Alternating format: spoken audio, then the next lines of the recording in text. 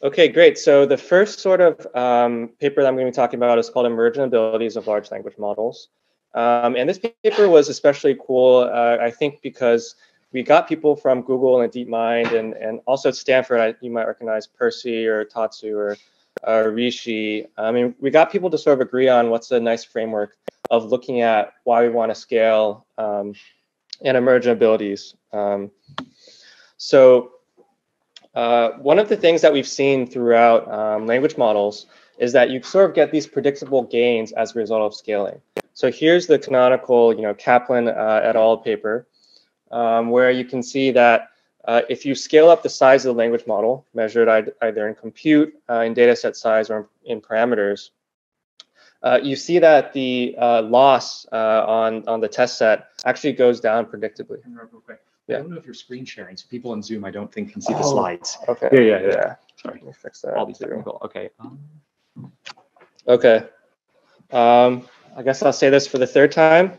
As we've seen in language models, if you scale up the size of the language model, measured either in compute, in data set size, or a number of parameters, you can see that there's a sort of this predictable improvement in the test loss.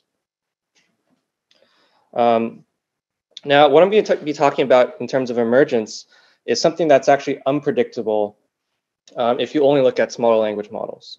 So one way that emergence has been described in the broader science literature is it's basically seen as a qualitative change that arises from quantitative changes. It sort of started with this article in Science by a Nobel Prize-winning physicist called More is Different. I really like this post from Jacob Steindart that sort of describes emergence, and he gives a couple of good examples here. For example, he says with uranium, with a bit of uranium, nothing special happens. With a large amount of uranium packed densely enough, you get a nuclear reaction.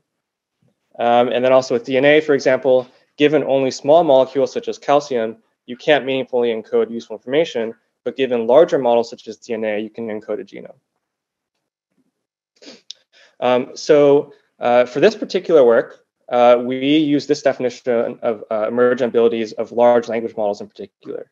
So we say that an ability is emergent if it is not present in smaller models, but it is present in larger models. And the sort of natural question here is like, how do you measure the size or the scale of the language model? And there's sort of traditionally three axes of scale. So the training flops, or the amount of compute that you use to train the language model, the number of model parameters, or like the size of the language model, and also the size of the training data set that the model is trained on. And a lot of the plots here will use either training flops or the number of model parameters. The reason is that the training data set size is usually fixed for different size models. And because training flops is just the data set size times model parameters, you can get a similar plot from either training flops or number of model parameters for most language models. Great. And so the first type of emergence, yeah, sorry, go ahead. Oh, could you go back to the definition? Yeah. For me, it seems naively like it would be relatively easier to measure the size versus like what qualifies as an ability. Like, how do you define what counts as like an actual ability versus not? Yeah, sure. Isn't an ability, but like. Yeah. So yeah, for example, I'll just give an example here, which is actually the next slide. So basically, we have this way of interacting with language models called few-shot prompting. And the way it works is like, the language model is a really good next word predictor. And when you give the model an example, and then you ask it for an unseen like movie review, for example, and then you say, what's the output? And then here the language model can say positive because it understands to use the context from the review to give the next token. And the definition of that we use for like having ability or not is that basically a few-shot prompted like task, for example, sentiment analysis, is emergent if it has random accuracy for small models, but above random accuracy for large models. Does that make sense? So basically, if the model isn't doing any better than random, then we say it doesn't have the ability to do this particular task. Cool. And I'll give a few examples here. So here's sort of the canonical way that we look at plots for emergence. So basically, what we have, each of these different plots is a different task, and I'll go over some examples soon.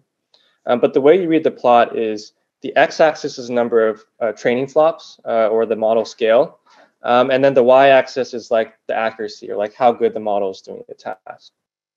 And then we have different language models from OpenAI, from Google, and from DeepMind. And then each of the points is like a different language model. It's not a language model over the course of training. Like each point is a different language model. And what you see is that for the very small language models, you basically get performance that's close to random or not being any better than random. And then once you pass a certain threshold, you can see that the performance suddenly gets like a lot above, substantially above random. And this is what we call emergence. So basically, if you were to extrapolate like the lines from the small language models, you might predict that it would never do better than random because it's just a flat line. But the interesting phenomena is that when you scale up past a certain threshold, you actually do see this emergent phenomenon where the model does a lot better than random. So let me go over some like concrete examples. So here's one task. It's basically a benchmark called multitask NLU or MMLU. And basically what it is, it's a bunch of test questions ranging from high school all the way to like professional level exams.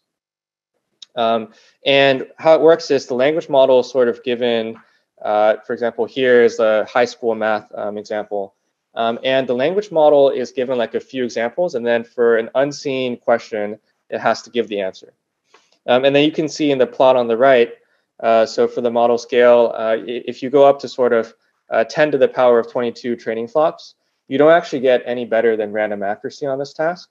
But if you scale up to 10 to the 24 training flops, then you see that all the like 3 models there do much better than random accuracy. Yeah, go ahead. The scale of the data used to train this, is it roughly similar? Or because these are like different models trained by different orgs? Yeah, the scale is, I think, within an order of magnitude for these models here, yeah. Yeah. And like every single dot on each individual tracks is the same data? Yes, the data is fixed, except for Chinchilla. Chinchilla uses more data for larger models, but I believe, yeah, for all the other models here, the amount of data is the same. Yeah, here's just another example to sort of show it more concretely. So this is a task from the Big Bench benchmark. Just as an aside, the Big Bench benchmark is like 200 benchmarks. And basically, it's like a crowdsource set of benchmarks I'd recommend looking at if you're doing language model work. And basically, the task is the language model has to take an English sentence and then give the International Phonetic Alphabet transliteration, the IPA transliteration, which is basically like how to pronounce it. And for this task, the evaluation metric is actually blue, or like an n-gram overlap metric. And you get a similar phenomenon where as you increase the size of the language model, it's flat for a while, and then suddenly the improvement is above random. Great. So I'll talk about another interesting result here that's related to emergence. So this was a technical report that we put out a couple of months ago. And basically, there's this really interesting prize or it's like a one-time prize in language models where Anthropic, which is like a startup, basically had this prize where if people could come up with a task where the performance on the task would actually decrease as you increase the size of the language model, then you would get like a bunch of money. So basically, there were a lot of submissions to this. And here's one example of like a task where they found that the performance would actually decrease if you increase the size of the language model. So the task is, I'll just read it here. It's like, repeat my sentences back to me. And then the input is like, all that glisters is not glib. And then the output is, the model has to accurately say glib. And so what happened is for the small language model, it doesn't know the phrase "all that glisters is not gold," so it just like copies the input and actually gets like 100% on that. But then for the medium-sized language model, what you would see is that the performance actually decreased because the medium-sized language model knows the phrase "all that glisters is not gold," and then it says gold, which actually is not what the task asks it to do. Yeah, go ahead. Someone on Zoom asked, can you give a physical estimate of 10 to the 24 flops, possibly in terms of training time or number of GPUs? Yeah, so I think 10 to the 24 flops is around, so at Google we use TPUs, and one pod of TPUs I believe is equal to like 4,000 A100s. And 10 to the 24 flops is like 2 pods for around 6 weeks or something like that. So it's a lot of compute to do the pre-training. I don't know, do you guys remember in like chemistry class when you'd have like moles? And it would be like 10 to the 23, and then your like teacher would be like, oh, don't even think about like how big this number is. That's like the number of like floating point operations that goes into the pre-training of some of these models. Okay, great. Anyways, yeah, so basically the medium-sized language model will actually do worse. Oh yeah, did you have another question? Yeah. Oh wait, did this one win the prize or not? I'm like. This one is one of the winner. I think it's like a 3rd place winner or something. Oh, okay. Yeah. I guess this returns to like my question about like what counts as the task, because like I would like my initial opinion would be like, oh, you can just like flip a negative sign on how you evaluate your task. What do you mean flip a negative sign? Well, because like all of this depends on like which evaluation scheme you use. Yeah. To measure if you do your task right. So like it's like the measurement is very sparse. Like you only get credit if you do it perfectly or something. But yeah. You can, like show a lot of things emerge because like you just won't hit it perfectly until like it's like really optimized for a long time. Or like if you take a task and then like evaluate it with like its minus sign, like wouldn't it like get worse as the language model? Like something that's like predictive. Yeah, I mean they so for this thing they like accounted for all, like you can't just say like the task should be to do badly on something. It has to be like a meaningful sort of task. And then I guess your point about like the how credit assignment or the evaluation metric works is actually a really good one. Yeah, so I guess it still kind of counts if like, you know, I guess the argument is sort of that the performance might not look emergent if you assign partial credit. But we have like a bunch of, I can show an example later, but even if you use partial credit metrics, you'll often still see the same type of emergence. So it's not purely a phenomenon of like not assigning partial credit based on the evaluation metric. Cool. And then, great. So what we sort of argued in this paper is that, yeah, there might be some tasks where the performance starts to decrease if you use a medium-sized language model.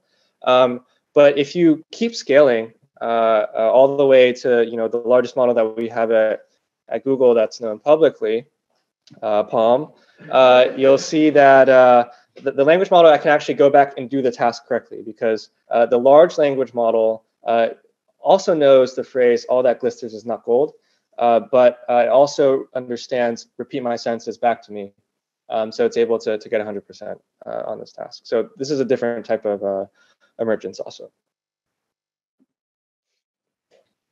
And another class of emergence that we sort of talk about in the paper is like an emergent prompting technique. So basically, you know, other than few-shot prompting, there's like other ways of like interacting with the language models that can be considered emergent. Yeah. Can I interrupt? Sorry, somebody else had a question on the previous slide. Yeah. Before we move on. The question is, did all models undergo instruction fine-tuning? None of these models underwent instruction fine-tuning for this plot. Yeah. Great. Yeah. So one way of interacting with language models is by basically fine-tuning the model using a technique called RLHF. And basically the way it works is you have this data and humans rate like preferences for what type of outputs they prefer. And then the model is trained on RL to sort of optimize for human preferences. And what this plot is showing here is that if you do this RLHF on the model performance on a different zero-shot task actually gets worse for small models. You can see the blue line is above the orange line. Blue line is the baseline, the orange line is RLHF. And then if you do it for large models, though, then you can see that the performance actually has a positive delta from doing RLHF. And so this is sort of an interesting thing where like a certain technique might only help if you try it on a large enough language model. So if you only try it on the small language models, it'd be tough to draw the conclusion that it wouldn't help performance. And then later I'll talk about chain of thought prompting as another emergent prompting technique.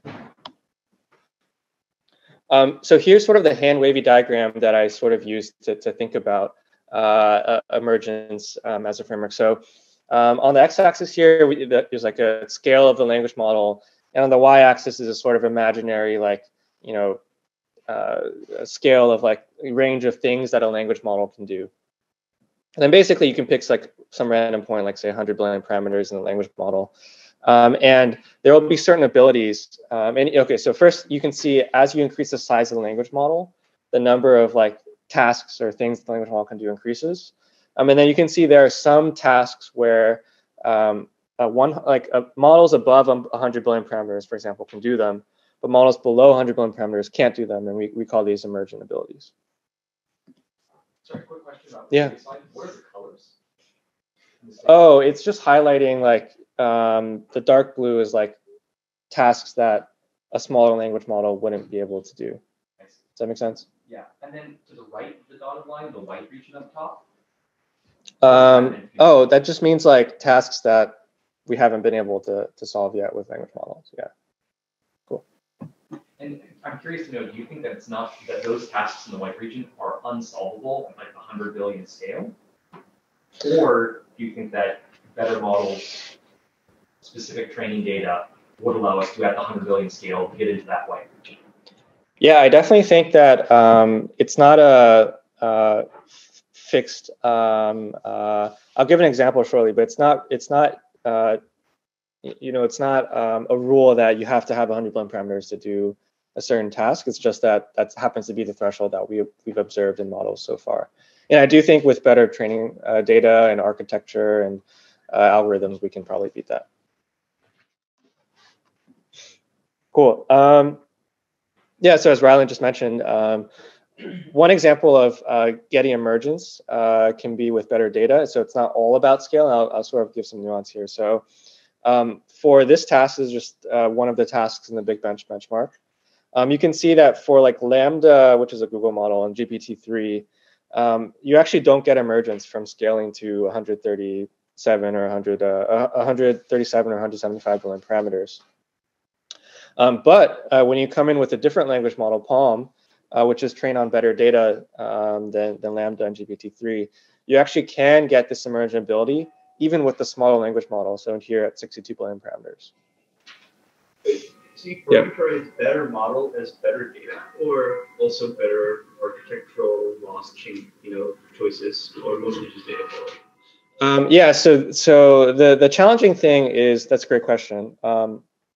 There's like a lot of differences between Palm and Lambda, for example, and we can't really ablate them in any controlled way because of the cost of pre-training.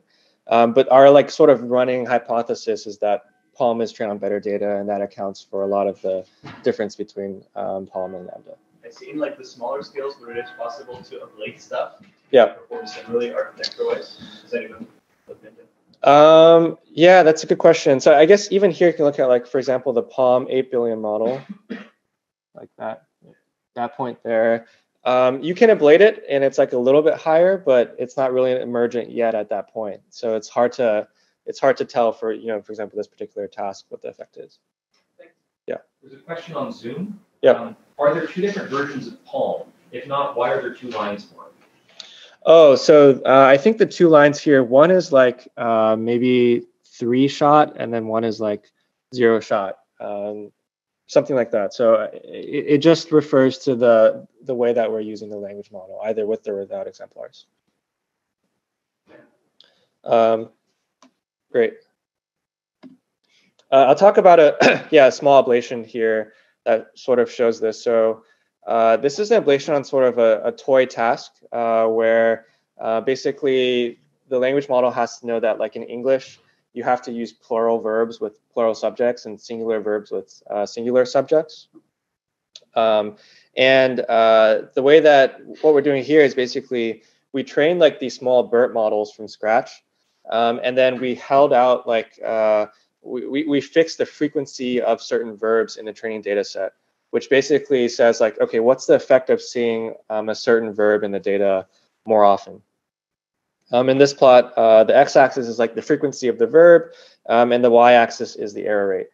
And what you basically see is that if you have more in-domain data, so if the model sees the verb more times, it does the task a lot better. And this is sort of an example of like having higher quality data or data that's more in-domain for the task that you're evaluating on can make a big difference, even if you're fixing the compute, the size of the model, and the rest of the data. Yeah. Question on Zoom. Someone asks, could there be a way to distill emergent abilities down to smaller models from larger teacher models? Yeah, I think so. So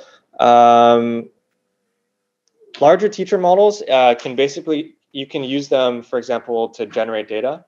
And then if you fine tune the smaller model on data, it's pretty likely that you'll be able to get the ability to emerge in the smaller model. I'll talk about an example of this too. Let me see. Oh, actually, that's the next slide. So desired behaviors can be induced in smaller models once you sort of know what behavior you want.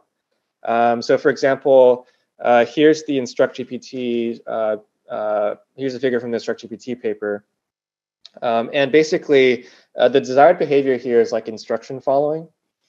And you can see that there's multiple models. So on the left, you have these small models that are trained with RLHF. And they actually have better performance than larger models trained on weaker techniques. So basically the point is like, if you know that you want a certain behavior that sort of you saw previously in an emergent way in a larger model, you can find a way to fine tune on that behavior specifically and induce that behavior in a smaller model. But I guess one of the limitations is that like, unless you know like all the behaviors that you want, you can't really get this natural emergent behavior. Yeah, another sort of discussion point here is that like, there's this question of like, what's the right x-axis for emergence? So like right now we mostly talk about like model parameters and training flops, but like, I guess you could like, if you ask DeepMind people like how they look at it, you'll sort of get this argument that model parameters and training flops are really just a proxy for like how good the model is. And how good the model is can really be measured by like perplexity or like how well it's doing on some dev sets such as Wikitext 103. So basically, you can also measure emergence in terms of perplexity. So here is Wikitext perplexity, and then you can see like on a downstream task that as the perplexity gets better, there's sort of this threshold where you're able to do a lot better on the downstream task. And there's sort of a strong correlation, right, at least right now, between perplexity and training compute. So you can see like these two lines are pretty similar. And basically, I think in the future, if we have much better models that are a lot smaller, train on much better data and better algorithms, then maybe Wikitext perplexity can show a different type of plot than using other metrics. Yeah, go ahead. So Wikitext is basically I think it's like a subset of Wikipedia. And then perplexity is like a measure of how well you can predict the next word in a data set. So basically, if you're really good at modeling the next word on this like particular evaluation set, that's sort of a measure of like how well you understand language. Does that make sense? Oh, this is like a held out test set. Yeah. Cool. And then a final thing that I think is like pretty exciting about emergence is that there's sort of not just like technical emergence that we've talked about, but there's sort of sociological changes in how the AI community views like scaling and how to use language models. So here's some examples of where scaling up the size of the language model enables you to, in this sort of few-shot scenario, beat a task-specific fine-tuned language model that's usually fine-tuned on, say, thousands of examples. So basically, the green line is the prior state-of-the-art achieved by fine-tuning. And then if you just, and then the blue dots basically show if you take a pre-trained language model and you do few-shot prompting, which means the language model isn't intentionally trained to do the task, you can often get state-of-the-art results just by continuing to scale up the size of the language model. And obviously, there's limitations here. You don't want to just keep scaling up in order to get state-of-the-art. But I think it's a pretty big change in people's minds that you could actually get some of the best results just by scaling up the size of the language model and doing prompting. Question from Zoom. Someone asks, is that not a contradiction with the graph from 2 to 3 slides ago? What does that mean? Which one? This one? I'm not sure. Should we in general assume, oh, he said yes. Okay. He said, should we in general assume that scale trumps fine-tuning? Yeah, so that's a great question. So this plot is saying that you fine-tune and you can do okay, yeah. So it depends on your like particular task, but what this plot is saying is that like we're not like fine-tuned smaller models can do well on some tasks if you target it well, but for like tasks that are more complicated, often you can do better just by scaling. So there's sort of tasks that fall into both of these categories, and I wouldn't say that it's contradictory. I guess some tasks you would do a lot better just by scaling up the size of the model, and then other tasks, if it's like a very narrow domain or the large language model might not be trained on that kind of data, then you would do better by fine-tuning. Okay, great. So here's sort of a little summary slide. So basically, emergent abilities can only be observed in large models. And if you try to predict their emergence just by looking at the plots for small models, then you wouldn't be able to do it. I sort of had a little reflection on how to look at this. So emergence is really this framing of like how to view new abilities that are not intentionally built in to the pre-training. And I think the subtext for this is super important, which is like you can see it as an implicit argument for why we should keep scaling up language models because you get these abilities that are really hard to find otherwise. And the context around this is pretty important because it's really expensive to continue scaling up these models. And you know, even like 1 year ago, a lot of people didn't believe that you could do better on certain tasks just by scaling up the size of the language model. There's sort of, if you work in industry at all, there's like this interesting tension between emergence and also like many production tasks. So emergence is sort of this like task general phenomena where you scale up the model and it's like really expensive, but the single model can do a lot of tasks. This is sort of like in the direction of AGI. And then for many production tasks, you have sort of the opposite where you know what task it is, for example, translating to Spanish. And then you have these constraints on compute because, you know, when you build Google Translate, for example, you don't want people to have to wait a couple seconds just to get the translation. And then you also happen to have a lot of in-domain data. So you have, for example, like, you know, 1 million pairs of English-Spanish sentences to train on. And this is like sort of the opposite setting where you don't really care about the model's emergence. You can just train a very small model on the data and do well on the task without having to use a lot of compute. And the final point is that I think a really promising research direction, if anyone is interested in doing research, is to like work on predicting future emergent abilities. And I haven't seen a lot of work on it recently just because I think maybe it's too hard, for example, like you can only like predict emergence for a specific task or like one way of predicting emergence might not be super general. And so I haven't seen much work on that, but I think this is a pretty promising direction to work on. And maybe Anthropic is working on it, I don't know. Okay, great. Any questions on that before I move on to chain of thought prompting? Yeah, go ahead. Do we have any theoretical basis for predicting which parameters are best scaled to get like emergent properties? Because obviously there are many different options for where you add more parameters. Where you add like GPT, for example, you could like add more in the embedding layer. You could add more in like context or whatever. Is that mostly something we just test and then we find out which ones scale better and give us better results, or like? Yeah, I would say that we don't have very principled methods for like how to scale up these architectures. I'm not an expert in this, but some of it has to deal with like how many parameters you can fit onto a particular TPU.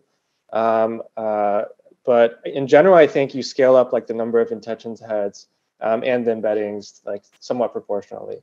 But yeah, I think this is like an open research question, and because you can't really do ablations over these pre-training. You can't really do ablations over pre-training. It's hard to sort of have any principled way of doing it, other than some engineers who are in charge of like doing it, saying, okay, I think this is the right thing to do, and then it kind of works, and we go with it. Yeah. Do you have any indication of the asymptotic behavior of the scaling?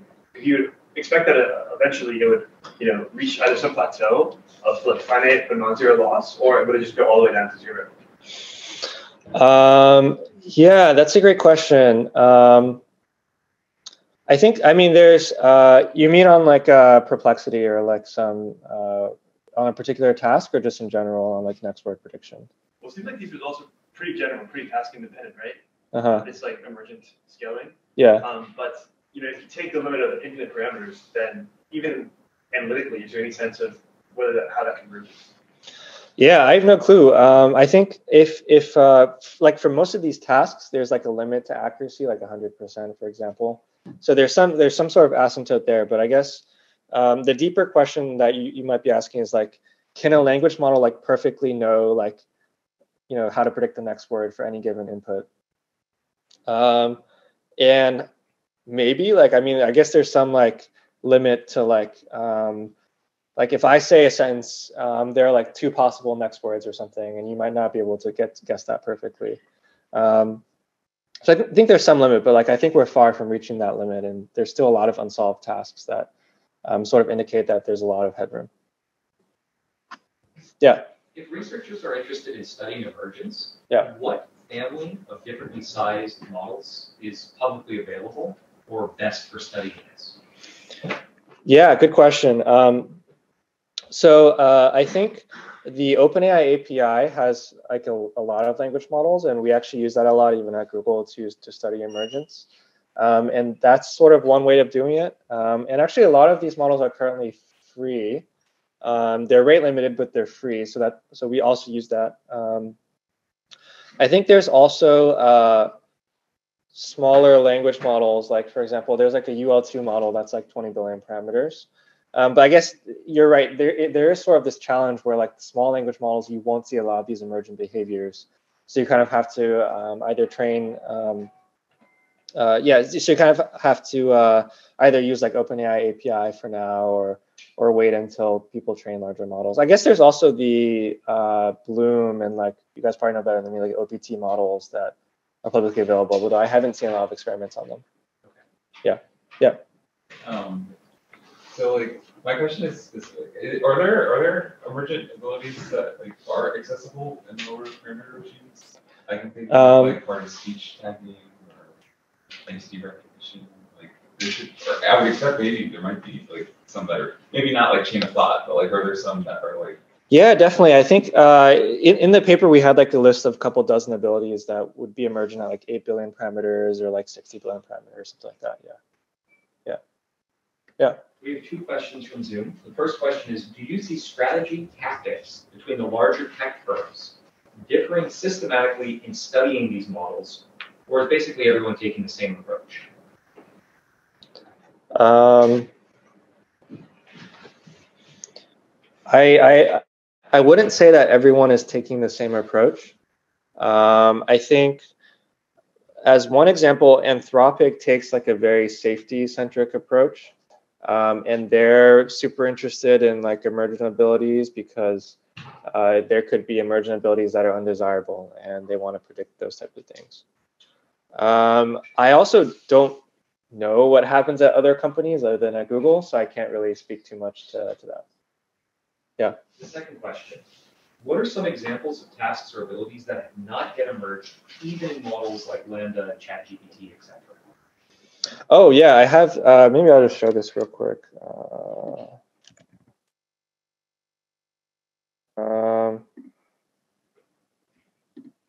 There's like a nice list somewhere. So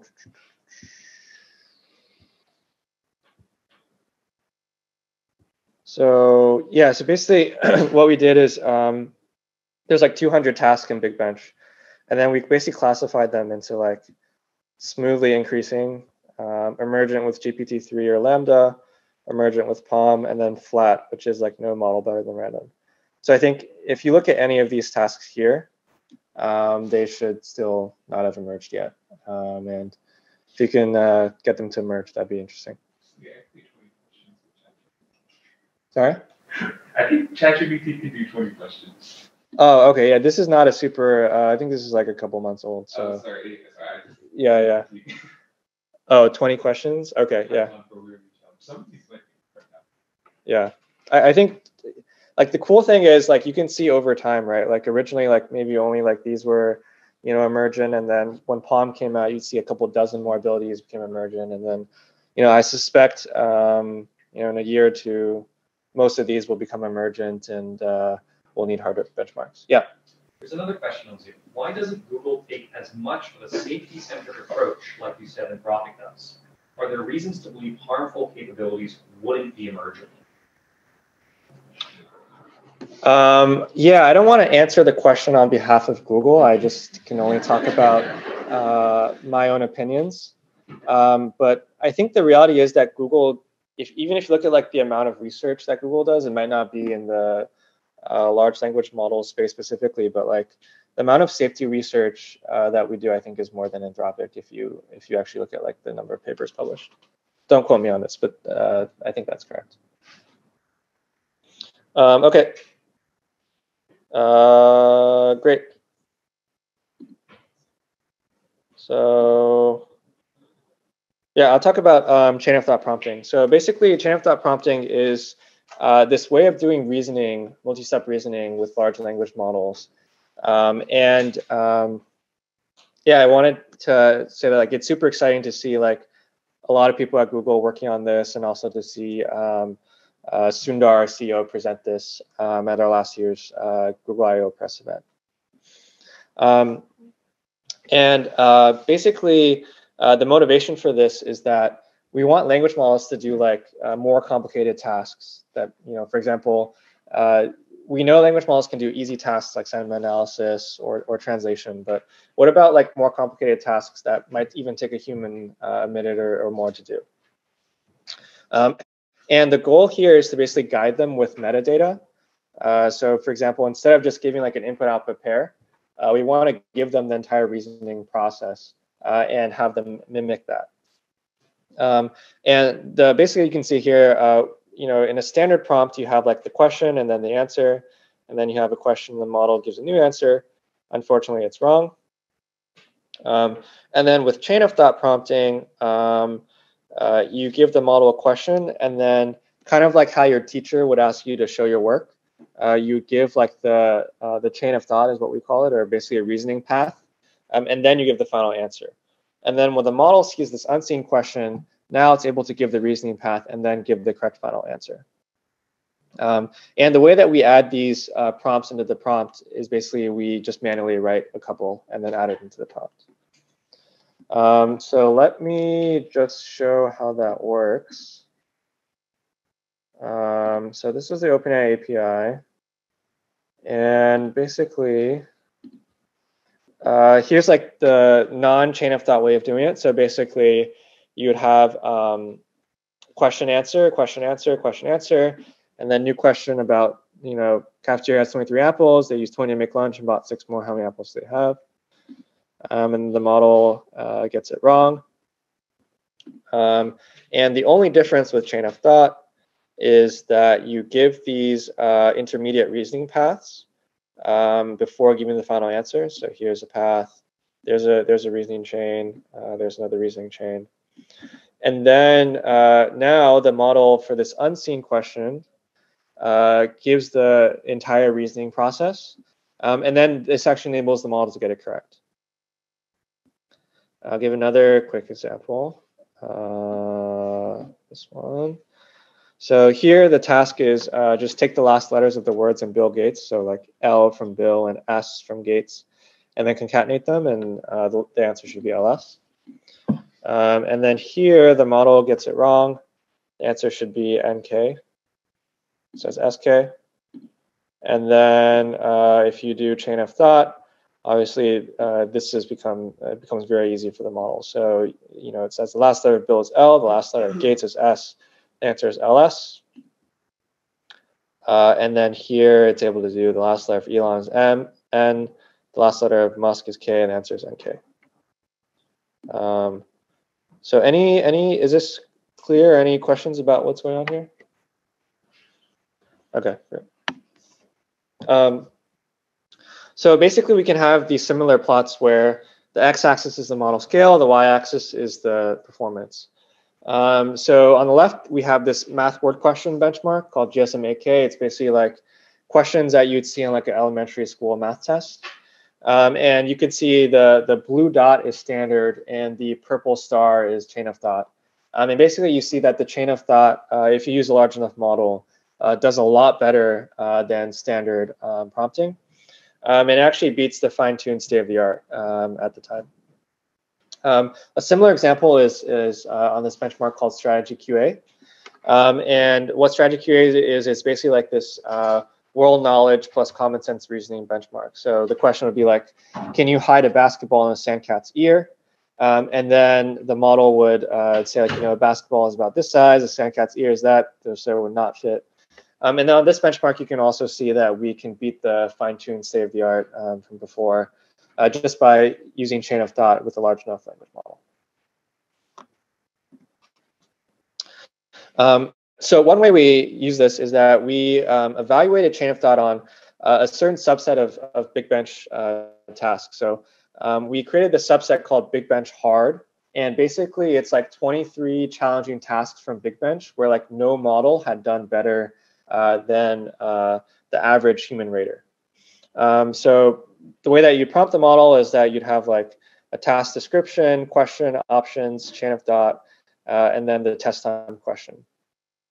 And so I'll give a couple of examples of like tasks here. So one example is navigate. Basically what the language model has to do in this task is it has to basically follow these. So the question is like, if you follow these instructions, do you return to the starting point? Turn left, turn right, take 5 steps, take 4 steps, turn around, take 9 steps. And then the model, following the few shot exemplars, is able to like basically track state after all of the actions. And then at the end, it says, okay, are we at the final answer? So the answer, are we at the original location? And if it is 0, 0, the answer is yes. Just to give an example of another task. Here's a task that's like very easy for humans, basically word sorting. So like there's a list of words, Burley, Bela, I'm not gonna read them. And basically the model has to sort them in alphabetical order. And here the model can follow the few shot exemplars. So you have this like pretty complicated like chain of thought where the model has to like sort each of the subparts. And then finally it gets to the final answer, which is correct. So here's sort of this result summary on this subset of Big Bench. So you can see, okay, we have 2 metrics. One is just the average performance on all these tasks. And the second is the percent of tasks that are above the average human rater. So average human rater is 67, max human rater is 94. And then prior results, the model was doing like way worse. It was like 50. And this is sort of by construction of the subset. And then we used Code DaVinci 002, which is like one of the OpenAI models. And actually, you can use this one for free with the OpenAI API. And basically, if you do answer-only prompting without chain of thought, then you sort of are beating the average human rater on like 5 of 27. But if you use chain of thought prompting, then the performance increases by this pretty decent amount, and you're able to pass the average human on the majority of tasks. And then below is just this visualization of the tasks that are doing worse than humans in red, and then better than humans in blue. Yeah. 2 questions. One is, isn't this similar to RLHF in spirit at least? Is what similar? I think chain of thought prompt. I'm not sure what the statement is. I think chain of thought. Yeah, I think it's there. I wouldn't call it similar. So like chain of thought is basically you take a pre-trained language model and you use a prompting technique that includes intermediate reasoning path. The way that RLHF works is that you have this additional data that you want to fine-tune the model on, and you have a preference model that sort of predicts like how well does a certain output, how likely is that to be preferred by humans. And then RLHF, what that does is it fine-tunes like the language model to do well on the preference model's prediction. So basically, it's sort of aligning the model with what humans would prefer. Is there a second question? Yeah, sorry, there's a few. Okay. Andreas asks, can chain of thought be encoded in fine-tuning rather than having to be in the prompt? Yes. The short answer is yes. The sort of complicated thing about that is that you have to have like chain of thought intermediate steps, and those are pretty. It can be costly to sort of to gather that data and to do the fine-tuning. One last question. Sorry for everybody. Yeah. No. Another student asks, do you think that chain of thought and prompt engineering in general is just an artifact that won't be necessary with larger scale models that are better able to understand the prompts truly? Yeah, so that's a great question. Basically, the question is like how like ephemeral is like prompt engineering going to be? I think we'll find out, but some initial intuitions are that like for easy tasks that are like easy to describe and maybe they're multiple choice, larger models will probably be more robust to prompt engineering, and there's sort of less you can do with that. But I think as language models get more powerful, it'll sort of be more normal to use them on a lot more challenging tasks. And in those tasks, you'll have to specify exactly what you want the model to do, et cetera. So I think there'll still be some room for prompt engineering there, at least in the near future. Yeah, go ahead. You know how this chain of thought prompting is generalizing. So for example, you showed these 2 tasks, right? A simple math, and then the other one basically sorting the words alphabetically, right? Yeah. So, I mean, I see that, okay, if you have a math task, you give this chain of thought prompting, then it does that super well. But would that model also perform better on sorting the alphabet, or do you have to give the chain of thought for like sorting words alphabetically? Yeah, that's a great question. So for some tasks where you've seen similar data in pre-training, the model can do really well, even if the chain of thought is from another task. So for example, like math word problems, you actually don't really need a math chain of thought because the model already knows how to do that. But like for a task like this, you probably haven't seen any data that's like the chain of thought here. So without task-specific exemplars, you probably wouldn't do super well on tasks like this without manually writing them for other examples. Yeah. I'm wondering, like, as the researcher behind this, like, what mental model would lead you to, like, even try this? Like, do you perceive the model as, like, if I was a person, how would I do this better? Or is it, like, trying to give it more, like, compute in order to, like before it gets to the answer? Yeah, great question. I think my motivation was just thinking about it, just as you said, like, what's going on in sort of a human's mind while they try to solve this math question. Well, if you notice, like at least some humans will think actually in natural language. So like if you just like think about like if you pay attention a lot to like what's going on in your mind, you actually notice that sometimes you think in language. And so well, the language model can think in language too. So that was kind of the motivation behind asking the language model to do that. And I think one thing that sort of went well is that the development of like this technique actually coincided with like the development of Palm. And so, yeah, basically having the model PaLM sort of allowed us to do a lot better tasks, or a lot more challenging tasks using chain of thought. Yeah. So when talking about the data quality, like we're saying that it matters, like the absolute number of examples of like this chain of thought process or whatever in the data set, or in the fine tuning. Is that the main significant thing, or is it like just the relative number frequency of like those examples, or just like negative examples which are like not good examples of how to reason? Like, do those matter as much as just the absolute number of good examples? Yeah, good question. So I guess the challenging thing is like we can't really measure how many similar examples are in the training set, or it's hard to do that well, and no, I don't think anyone has done that before. So it's sort of this open question of like why chain of thought even works, because you actually don't see similar data like that in the training set. Yeah, I think it's an open question like why it works. Yeah. Yes, in his question, like, what is your mental model for like chain of thought? Like, what is the intuition that, like, when you said, okay, think about like how you use things, and sometimes you think in language, and then model should do that too. But like, how do you actually think like in like what is the intuition for the model? Like, I mean, is there like a shift in for a specific task? Like some weights get like more focus from the model, or like how do you think about it? Yeah, I don't really think about it in terms of like what's going on in the weights. I guess the way that I think about it is that like it'd be unfair for me to like give you a math question and ask you to give me the answer within like half a second, which is basically like what you're doing with the model and when you don't do a chain of thought, right? You're basically asking this like challenging question, and the model doesn't have enough compute to like solve it in one pass to give you the answer immediately. I think the second thing that I sort of think about is that like the model has learned like a compositional set of skills during pre-training. So maybe it hasn't really learned like, this particular navigate task during pre-training, but it's learned other things, right? It's learned like, okay, if you take 5 steps and you're facing this, maybe, yeah, you should add 5 here or something like that, right?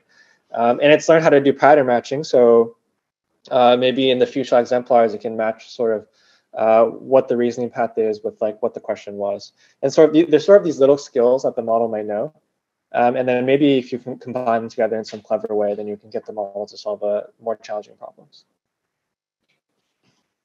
Okay. Ryan, how much time do we have? We ended in half hour. Oh, okay, 50, okay. Okay. Okay, great. That's a good example of how we judge these tasks in a way. A bunch of different answers, all of them are right, but we judge them. Yeah. Okay, great. Yeah, feel free to keep asking questions if you have any. Yeah, here's another example of emergence. So basically, you can see there's 3 models here: InstructGPT, Codex, and PaLM. Chain of thought in blue, non-chain of thought is in gray. And then you can see you actually have to have sufficient model scale to get chain of thought to work well. I guess the intuition here is that like if you have a really small model, the model sort of will keep repeating itself or not saying anything coherent, never give a final answer, which is why using chain of thought for the small models doesn't really work well. And then for the large models, obviously, for multi-step problems, the model is going to be able to solve the task at a lot higher accuracy with chain of thought. And another cool thing about chain of thought is there are sort of some tasks where you sort of wouldn't get emergent behavior at all. So emergence hasn't been unlocked yet, but you can see that if you use chain of thought, you can unlock this emergent performance in smaller models. So one example here is like multi-step arithmetic, where like I don't know if you'll ever, maybe I don't want to say never, but like it's hard to imagine a model like getting this. Here's the question, and then the next token is correct. That's pretty hard to solve in one step. But with chain of thought, you can get like 50% accuracy on this just by having the model output these intermediate reasoning steps. So I have a question about. Oh, yeah. This is something that like makes it for me to have intuition about what's going on. Okay. It's like abstractly, I know that like a transformer can definitely do addition. Yeah. Like a arithmetic, right? In one step, like it can like take in the numbers and like do the carries. Definitely, yeah. But like, then there's this question of like what happens empirically, right? And like I understand that like it isn't necessarily a lot space to do arithmetic. Yeah. So like, my question is like how do we like tell the difference? Like maybe are there like ways to tell the difference between like things that haven't emerged because like there's just like no space, or like like there's so many tasks that like it couldn't have like allotted any space to specifically do that one, versus like the task is so hard that like it just can't, even if you like use all the capacity to try and do it. Yeah, that's a good question. I think there seems to be like some subset of tasks where it's just like doesn't fit well with the way that we train language models. So for example, like in language models, we use tokens, right? And so if you give it like the token 4, it actually doesn't take the number 4. It takes like this embedding that's like, 1,000 dimensions or something. Or if you like give it a word and ask it to reverse like the letters, this is like a super easy task, but like the way we train the model doesn't actually look at the letters and stuff. So I think there's a certain subset of tasks where like it doesn't really just fit well with the way that we train transformers. And you can actually like, I think these, if you really care about these tasks, you can just solve them using like code or something like that. But yeah, I think I don't think like this is really an inherent something that would never emerge because it's too hard. Yeah. We have a question on Zoom. Also, by the way, sorry, I forgot to mention, somebody asked, can you repeat the questions? Because they can't always hear the Oh, okay. Yeah. That's my bad. So the question someone asked is, do you think chain of thought will be a viable interpretability technique for very advanced AI systems? And they mentioned that there's some research by Anthropic called externalized reasoning oversight by Tamara Landman. Will it be a viable interpretability technique for advanced AI? Yeah, am I supposed to repeat this? Yeah, sorry, please. Oh, so the question is, can chain of thought be a viable interpretability technique for AI? I think there's no guarantee that like the chain of thought is how the model actually arrives at the final answer. But often you can use it to like sort of debug, like why isn't the model getting this question correct? Or like what can we do better in the chain of thought to help the model get this correct? I haven't read the Anthropic paper that was mentioned, so I actually don't know the answer to that. Okay. Another interesting result that we had here was that you can actually do like multilingual chain of thought prompting. And so basically what we had is like we translated this like benchmark of math word problems to 10 languages. And then we prompt them, the model to do it in like, say, Bengali. And then the model has to like basically do the math problem in Bengali and give the final answer. I think the cool thing about this is that like this input is like highly improbable, right? So like Bengali is like 0.01% of the pre-training data, and math word problems are probably even smaller subset of that. And basically the interesting thing is the model can actually do like these types of questions pretty well. To probably a surprising degree. So like, if you ask people before I showed them this result, like, oh, how well can the model do like these math questions in Swahili? Like, oh, probably like 10%. But actually, even like, very underrepresented languages like Swahili or Bengali or Telugu and Thai, the model can do so like surprisingly well, despite the fact that they only occupy like a very small subset of the pre-trained data. Yeah. Actually, speaking to this, and most of my experience with this is with ChatGPT, but like if you ask it things in different languages, despite not being like explicitly trained in these languages, right? It seems to sort of like derive reasoning independent of language to some extent. Yeah. You can do the reasoning. Actually, it's kind of funny. Like sometimes it always looks like it does the reasoning in English and then translates back to the other language, because like the answers it gives you is sort of like if you like reasoned in English and then translate to the other thing. So do you think that like learning the like structure of a language and learning reasoning abilities are like somewhat separate in large language models? or that like it inherently will like learn chain of thought reasoning within that language, within the structure of the language, like the way thought works in that language. Does that make sense? Yeah, that's a great question. I'm not sure how to measure that, but I've definitely thought about it. I think the language, I mean, based on these results, like you probably didn't have any math questions in Swahili for the model to learn from. And I think definitely there's something language agnostic going on where the model learns reasoning sort of independently of the language, and then it can express it in different languages if it needs to. Yeah, but I don't think anyone, I don't think we know the answer to that yet.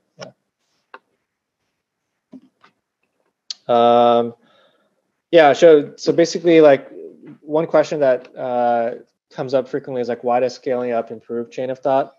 And one way of looking at this is like, we can take a smaller model like POM62B and see like what types of errors are fixed from scaling up to 540 billion parameters.